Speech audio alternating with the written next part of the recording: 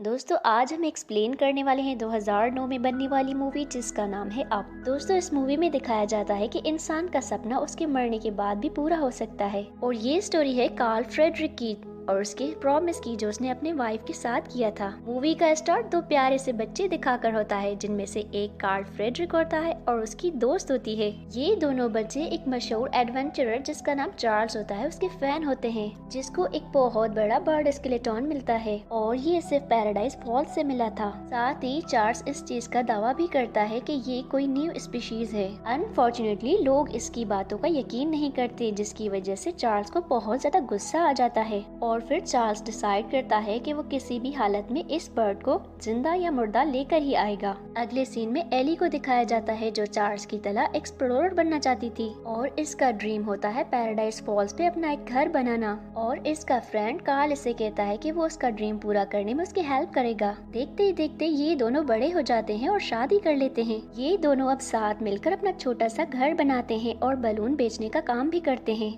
ये दोनों एक दूसरे के साथ बहुत ज्यादा खुश रहते हैं। उसके बाद एली प्रेग्नेंट हो जाती है लेकिन उसका मिसकैरेज हो जाता है और इस वजह से एली बहुत ज्यादा सैड रहने लगती है। फिर कार्ल उससे अपना एडवेंचरस बुक देता है और उससे एक ड्रीम भी याद दिलाता है जो उसने बचपन में ही देखा था। फिर अपने ड्रीम को पूरा करने के लिए ये दोनों सेविंग्स करना शुरू कर देते हैं, लेकिन पैराडाइज फॉल्स पर अपना घर लेना कोई आम बात नहीं थी। इसी तरह से वक्त गुजरता जाता है और देखते ही देखते ये दोनों बूढ़े हो जाते हैं। एक दिन ये दोनों लोग मिलकर प्लानिंग कर रहे होते हैं कि ये लोग पैराडाइज फॉल पे एक दिन जरूर घूमने जाएंगे, लेकिन एली की तबीयत बहुत ज्यादा खराब हो जाती है और एली बेचारी मर जाती है। और इसी तरह से कार्ल अब बिल्कुल अकेला रह चुका था, जिसकी वजह से ये बहुत ज्यादा चिड़चिड़ा भी हो जाता है।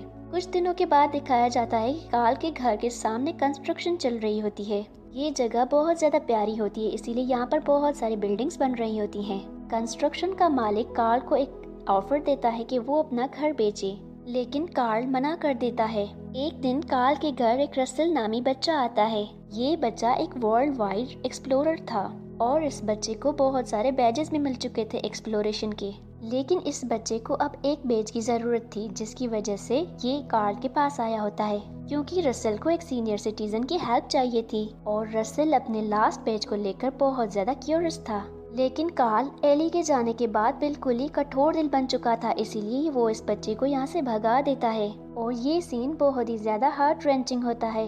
एक दिन कार्ल का लेटर बॉक्स किसी गाड़ी की वजह से टूट जाता है और कार्ल अपने घर से गुस्से से बाहर निकल आता है। फिर अपनी स्टिक से उस ड्राइवर को मारता है और लेटर बॉक्स को लेकर अपने साथ अंदर चला जाता है। इस हादसे के बाद कार्ल के पास कोर्ट का नोटिस आता है जिसमें लिखा होता है कि वो पब्लिक के लिए खतरनाक साबित हो रहा है और इसीलिए अब उसे ओल्ड एज होम में रहना होगा।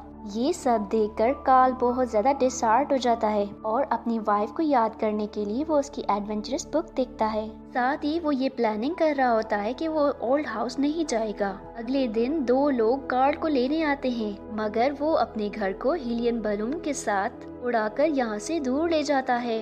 ये देखकर सारे लोग बहुत ज्यादा हैरान हो जाते हैं और ये सब कार्ल ने अपनी वाइफ का ड्रीम पूरा करने के लिए किया था। थोड़ी देर बाद कार्ल को कुछ अजीबोगरीब आवाजें सुनाई देती हैं और ये आवाजें रसल की होती हैं।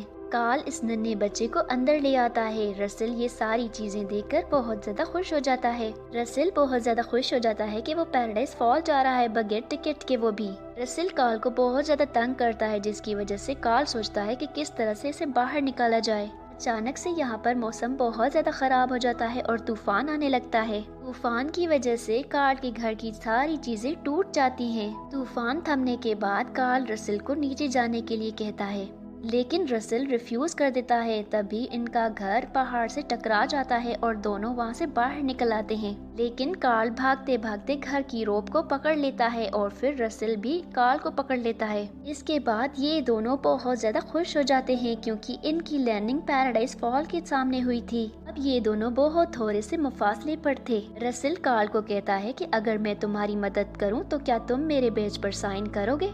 और फिर कार्ल इस छोटे से बच्चे की बात मान लेता है। फिर ये दोनों मिलकर घर को रस्सी से खींचने की कोशिश करते हैं। चलते चलते नन्हा बच्चा बहुत ज्यादा थक भी जाता है और साथ ही रसेल को टॉयलेट भी जाना होता है। जैसे ही ये बच्चा यहाँ से भागता है तो एक बहुत बड़े बर्ड के साथ टकरा जाता है और फिर ये लोग इस बर्ड के साथ दोस्ती कर लेते हैं। साथ ही इसका नाम केविन भी रख लेते हैं। रसेल इस बर्ड को अपने साथ ले जाना चाहता है लेकिन कार्ल मना कर देता है। आगे चलकर इन लोगों का सामना एक वेल ट्रेन्ड डॉगी के साथ होता है। इस डॉगी को जो बेल्ट पहना हुआ होता है वो बहुत ही ज्यादा एडवांस्ड होता है। इसके थ्रू ये इंसानों से बात कर सकता था। रसेल इस डॉगी को भी अपने साथ रखने की कोशिश करता है लेकिन कार्ल उसे भी मना कर देता है। तभी केविन आता है और इस डॉग को यहाँ से ले जाता है। आगे चलकर इन लोगों का सामना फिर से 3 डॉग के साथ होता है जो कि उस डॉग के दोस्त होते हैं। ये सारे डॉग्स केविन को ही ढूंढ रहे थे, यानी कि उस बड़े बर्ड को। जैसे ही उस छोटे डॉग के पास वो केविन आ जाता है तो उन डॉग्स को भी फिर सिग्नल आ जाता है और ये लोग यहाँ से चले जाते हैं। इसी तरह से ये सारे जानवर कार्ल और रसेल के साथ मिल जाते हैं लेकिन कार्ल किसी भी हालत में इन लोगों से छुटकारा पाना चाहता है। इसीलिए कार्ल एक बोन फेंकता है, डॉगी उसे उठाने जाता है और एक चॉकलेट फेंकता है जिसको केविन उठाने जाता है। कार्ल अब बहुत ज्यादा खुश हो गया था कि ये सारे लोग यहाँ से चले गए हैं। लेकिन मजे की बात ये होती है कि ये सारे लोग इनके साथ ही बैठे होते हैं। इसी तरह से दोस्तों यहाँ पर रात हो जाती है और सारे लोग यहाँ पर सो जाते हैं। अगले सुबह दिखाया जाता है केविन इन लोगों के लिए खाना लेकर आती है। उसके बाद वो अपने बच्चों के पास चली जाती है। तभी उस इंटेलिजेंट डॉग के पास अपने फ्रेंड आ जाते हैं जो उस पे बहुत ज्यादा गुस्सा करते हैं और ये सारे डॉग्स उस डॉग को पनिश करवाने के लिए उसके बॉस के पास ले जाते हैं। तभी वहाँ पर दिखाया जाता है कि केविन कहीं और नहीं बल्कि कार्ल के घर में ही मौजूद होती है। इसके बाद कार्ल और रसेल पूरे डॉग के साथ घेर जाते हैं। देखते ही देखते एक बूढ़ा आदमी आ जाता है जिसका नाम चार्ल्स होता है। दरअसल ये वही एक्सप्लोरर था और वो कार्ल पे बहुत ज्यादा हंसने लगता है लेकिन कार्ल इससे बहुत ज्यादा खुश हो जाता है उसे देखकर। चार्ल्स इन सब लोगों को यहाँ पर ले जाता है अंदर और वहाँ पर उन लोगों को दिखाता है बहुत बड़ा स्केलेटन जो इस बर्ड का होता है। और डिनर के दौरान चार्ल्स इन सबको अपनी एक्सप्लोरेशन के किस्से सुनाता है। लेकिन चार्ल्स की जिंदगी का सबसे ज्यादा बड़ा और आखिरी जो एक्सप्लोरेशन था वो अभी तक नामुकम्मल है, जिसकी वजह से चार्ल्स बहुत ज्यादा डिसहार्ट हो जाता है। चार्ल्स बताता है कि उसकी जिंदगी की पूरी कमाई और उसकी सारी चीजें इस एक्सप्लोरेशन के पीछे चली गई।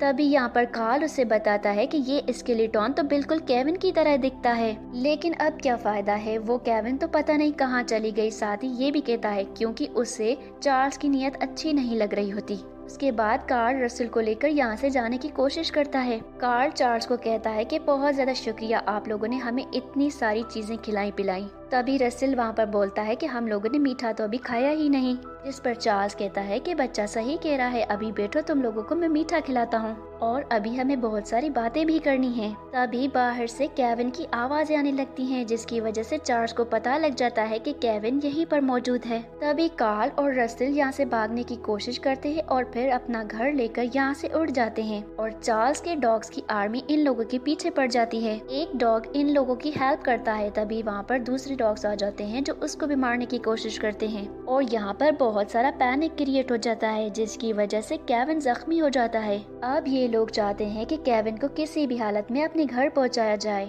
लेकिन यहाँ पर दिखाया जाता है कि चार्ल्स को पता चलता है कि उसके एक डॉग ने उन लोगों के साथ गद्दारी करी है और फिर यहाँ पर चार्ल्स प्लानिंग कर रहा होता है कि किस तरह से केविन को पकड़ा जाए। इसीलिए वो बहुत एक बड़ा सा जाल फेंकता है जिसकी वजह से केविन नीचे गिर जाता है। साथ ही साथ चार्ल्स कार्ल के घर को भी जला देता है। जैसे ही कार्ल अपने घर को बचाने के लिए जाता है तभी चार्ल्स केविन को वहाँ से उठाकर ले जाता है।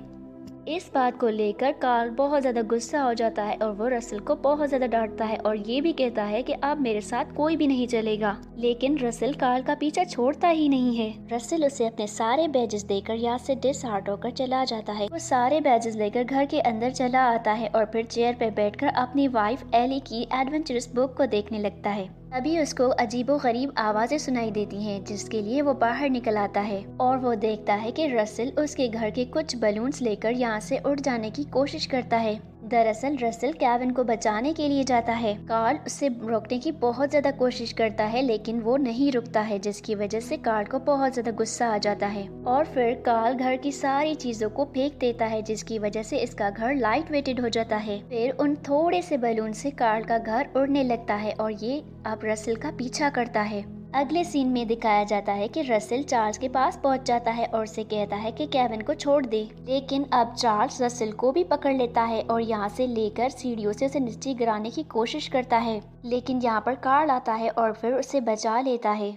उसके बाद कार्ल अपने डॉगी के साथ मिलकर ये प्लान कर रहा होता है कि किस तरह से रसेल को बचाया जाए। बोन निकालता है जिसमें छोटे से बोन रखे जाते हैं और फिर वो फेंकता है, जिसकी वजह से सारे डॉगीज उसके पीछे चले जाते हैं और इसी तरह से कार्ल को अब केविन मिल जाती है। तभी चार्ल्स को अपने शीशे में से रसेल नजर आता है, जिसकी वजह से वो अपनी आर्मी से उस पर हमला करवाता है और कार्ल पर फाइट भी करता है ये। लेकिन रसेल बहुत ज्यादा होशियार होता है, वो किसी न किसी तरह से केविन को भी बाहर ले आता है और फिर कार्ल को बचाने की कोशिश करता है, जिसकी वजह से वो उस आर्मी को डिस्ट्रैक्ट करने की कोशिश करता है। यहाँ पर किसी न किसी तरह से ये लोग एक दूसरे के साथ फाइट करके बच तो जाते हैं, लेकिन कार्ल के साथ एक बहुत बड़ी ट्रेजेडी हो जाती है और कार्ल के वाइफ का घर उन लोगों के हाथ से यहाँ पर निकल जाता है। इस घर में चार्ल्स भी मौजूद होता है जो नीचे गिरकर मर जाता है। उसके बाद रसेल और कार्ल केविन को गुड बाय करके अपना एडवेंचर पूरा करके घर वापस आते हैं। इसी तरह से रसेल को अब सीनियर सिटीजन की हेल्प करने वाला बैज भी मिल जाता है। जैसे ही उसे ये बैज मिलता है तो वो कार्ल को गले लगा लेता है। उसके बाद इस मूवी का आखिरी सीन दिखाया जाता है जिसमें कार्ल अपनी वाइफ एली का बुक पढ़ रहा होता है। इसी तरह से इस मूवी की हैप्पी एंडिंग इस एडवेंचरस बुक पर हो जाती है। दोस्तों, अगर आपको मेरी वीडियो पसंद आई हो तो काइंडली लाइक करें, शेयर करें और सब्सक्राइब करना ना भूलें मेरे चैनल को। Thank you for watching.